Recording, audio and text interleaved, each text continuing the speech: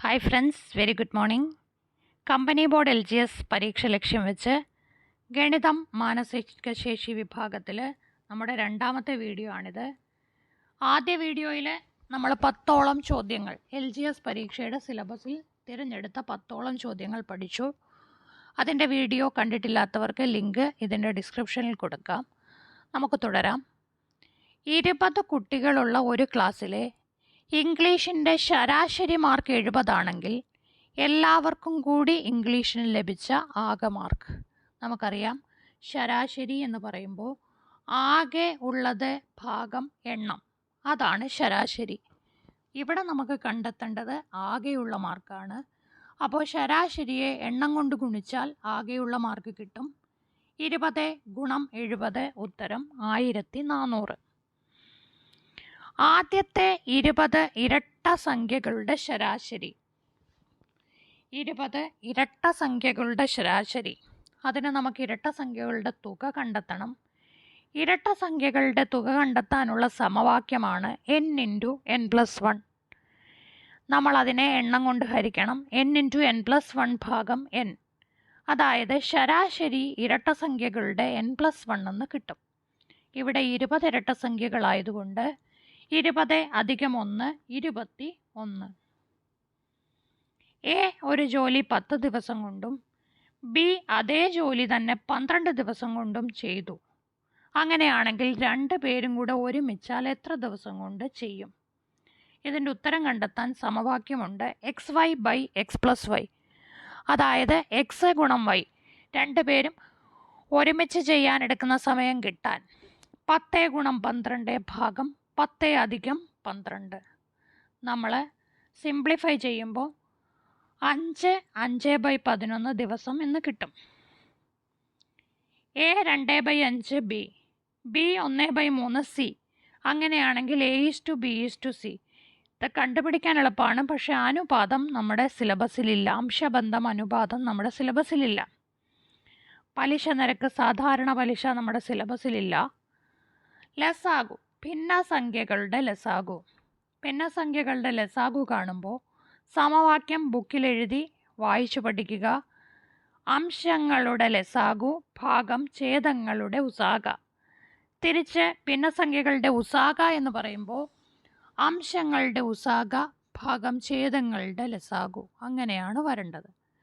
ഇവിടെ അംശങ്ങളുടെ ലസാഗു എന്ന് പറയുമ്പോൾ 2, 4, 6, 3 ഇവയുടെ ലസാഗു കണ്ടുപിടിച്ചിട്ടുണ്ട്. അവിടെ ഉത്തരം 12 എന്ന് വരും. ഉസാഗ 3, 5, 7, 12. ഇതിൽ കോമൺ ആയിട്ട് വരുന്ന ഒരൊറ്റ നമ്പറേ ഉള്ളൂ, അതൊന്നാണ്. അപ്പോൾ ഉസാഗ 1 ഉത്തരം 12. വില കാണുക. √3.61 അധികം √0.0784 അധികം √1600. √1600 നമുക്കറിയാം 40 ആണ്. ഇത്തരം ക്വസ്റ്റ്യൻ നമുക്ക് ചോദിക്കാൻ സാധ്യതയില്ല, കാരണം 3.61ൻ്റെ റൂട്ടൊന്നും കണ്ടെത്താൻ നിങ്ങൾക്ക് ഇത്തിരി പ്രയാസമാണ്. സത്യത്തിൽ 361ൻ്റെ റൂട്ടാണ് നിങ്ങളവിടെ മനസ്സിലാക്കേണ്ടത്. 361ൻ്റെ റൂട്ട് 19 ആകുമ്പോൾ 3.61ൻ്റെ റൂട്ട് 1.9. ആ റൂട്ടിൽ എത്ര പോയിൻ്റ് ഉണ്ടോ അതിൻ്റെ പകുതിയായിരിക്കും ആ സംഖ്യയിലുണ്ടാവുക. 0.0784 784ൻ്റെ റൂട്ട് വർഗ്ഗമൂലം കണ്ടെത്തുക 22. ചോദ്യത്തിൽ 4 ദശാംശ സ്ഥാനമുള്ളത് കൊണ്ട് ഉത്തരത്തിൽ 2 ദശാംശ സ്ഥാനം. ഇനി ഇവിടെ എഴുതിയേക്കുന്ന പോലെ 40 + 1.9 + 0.22 കൂട്ടുക. 2 പേര് മാത്രം മത്സരിച്ച ഒരു ഇലക്ഷൻ. ഒരാൾക്ക് 41% വോട്ട് കിട്ടി, പക്ഷേ അയാൾ 360 വോട്ടിന് തോറ്റുപോയി. എങ്കിൽ ആകെ വോട്ടുകൾ എത്ര?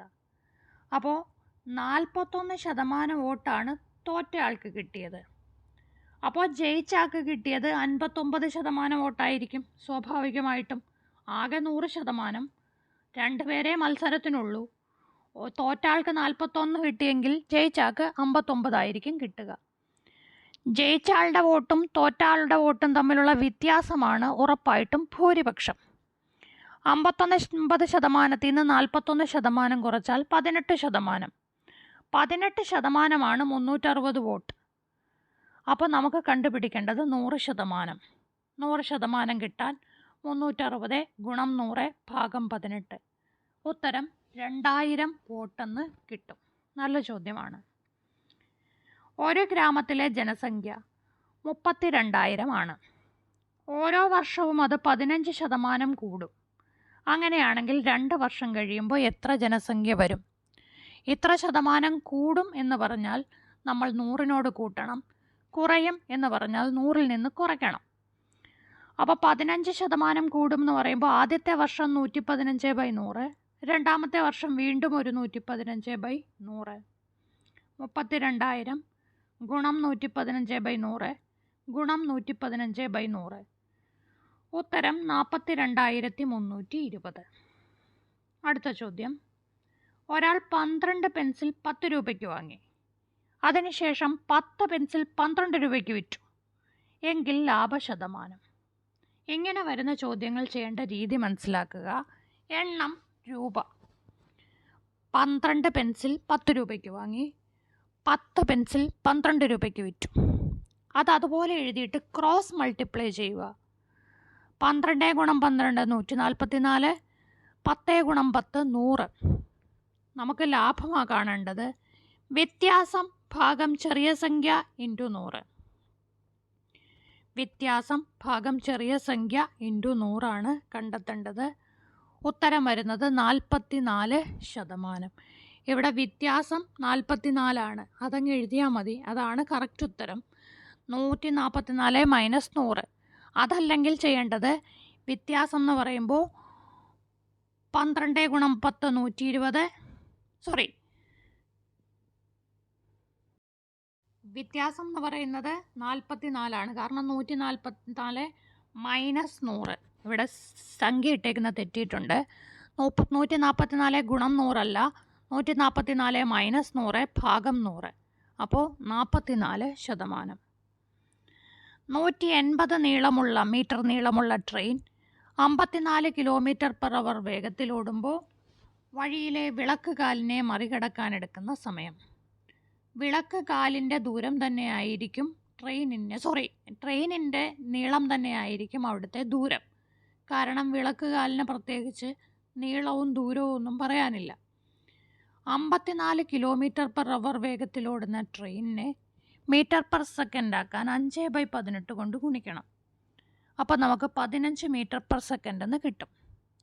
180 മീറ്റർ ദൂരം, 15 മീറ്റർ/സെക്കൻഡ് വേഗത. അപ്പോൾ സമയം കണ്ടെത്താൻ 180/15 ഉത്തരം 12 സെക്കൻഡ് എന്ന് കിട്ടും. ഈ രീതിയിലാണ് നമ്മൾ ഓരോ ചോദ്യങ്ങളെ അപഗ്രഥിച്ച് പഠിക്കേണ്ടത്. അടുത്ത വീഡിയോയിൽ വീണ്ടും 10 ചോദ്യങ്ങളുമായി കാണാം. Bye bye, take care.